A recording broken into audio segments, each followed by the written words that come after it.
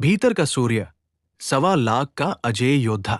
एक समय की बात है, एक बड़ा मैदान था जहां एक तरफ हजारों की भीड़ खड़ी थी।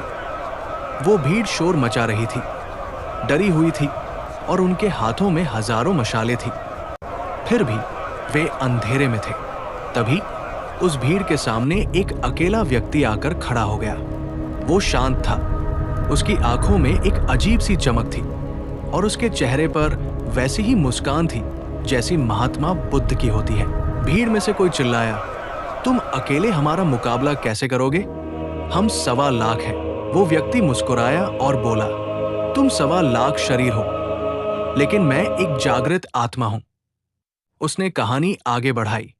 तुमने सुना है कि गुरु गोविंद सिंह जी ने कहा था, 1.25 लाख से एक लड़ाऊं। तुम्हें लगता है कि उन्होंने केवल तलवारों की बात की थी? नहीं, उन्होंने उस दिन अमृत पिलाकर इंसानों के भीतर सोए हुए परमात्मा को जगा दिया था।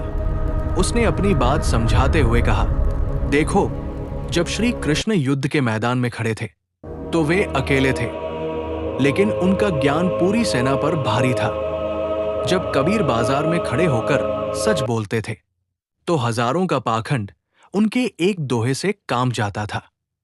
और जब ओशो साक्षी भाव की बात करते थे तो वो अमृत ही था जो इंसान को मौत के पार ले जाता था। भीड़ चुप हो गई। उस व्यक्ति ने आगे कहा, अमृत कोई बाहर का पानी नहीं है जिसे पीकर शरीर अमर हो जाए। अमृत वो अनुभव है जो तुम्हें बता दे कि तुम ये शरीर नहीं, बल्कि वो चेतना हो जो कभी मरती नहीं। जिस दिन तुम अपने भीतर के इस परमात्मा को जगा लोगे, उस दिन तुम्हारे भीतर का एक छोटा सा ज्ञान का दिया अज्ञान के 1.25 लाख अंधेरों को एक पल में खत्म कर देगा। उसने अपनी आंखें बंद की और अंत में कहा, असली युद्ध बाहर नहीं, भीतर है। जिसने अपने भीतर के क्रोध, लोभ और अहंकार के 1.25 लाख दुश्मनों को हरा दिया, वही असली खालसा है, वही बुद्ध है और वही विजेता है। मैदान में सन्नाटा छा गया।